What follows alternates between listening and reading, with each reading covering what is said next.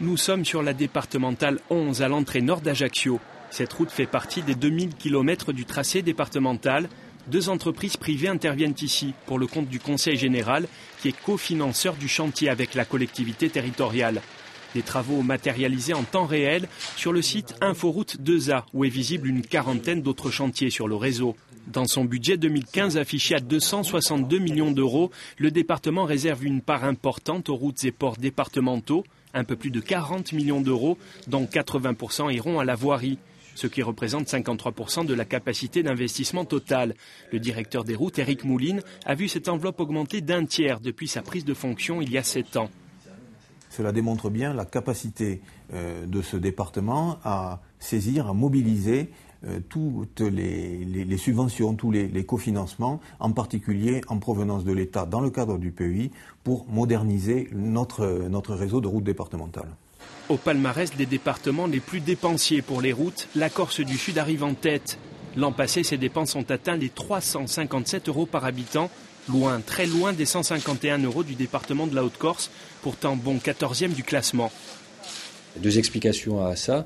Tout d'abord, une politique volontariste qui est menée par le président du Conseil général dans ce domaine, à la fois pour moderniser le réseau routier qui fait à peu près 2000 km aujourd'hui en Corse du Sud et qui avait besoin effectivement d'une rénovation et d'une amélioration. Et puis d'autre part, c'est un levier puissant pour soutenir l'économie locale dans une période assez compliquée au plan économique. Les routes si chères au cœur des conseillers généraux du Piemonte. Encore plus cher quand il s'agit de travaux d'élargissement, comme ici près d'Ocana.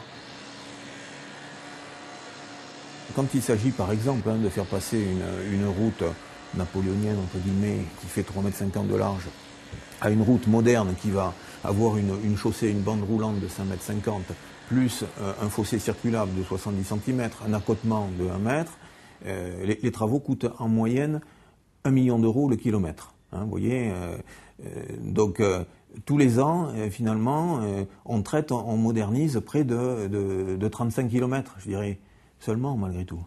Au niveau national, un âpre débat anime les parlementaires. Faut-il, comme le voulait le gouvernement, transférer la compétence voirie des départements vers les régions ? Non, avait répondu le Sénat en janvier. Non, ont répondu tout récemment les députés lors de l'examen du projet de la loi NOTRe. Tout cela au nom de la proximité.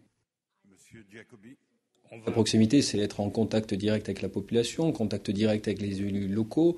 C'est la possibilité de savoir de manière quasi immédiate ce qui fonctionne et ce qui ne fonctionne pas bien. Ça va du petit trou jusqu'à des aménagements beaucoup plus importants. Je pense à des ouvrages d'art, à des rénovations plus larges. Donc il est important effectivement qu'il y ait ce contact direct-là que n'a pas aujourd'hui la région sur des routes de ce type-là. Une proximité qui s'illustre par exemple par ce chantier sur la route départementale traversant Pietrosella. Les aménagements conduits par le département vont ici permettre l'accès et la valorisation du groupe scolaire et des installations sportives communales. Ça pourrait être un arbre.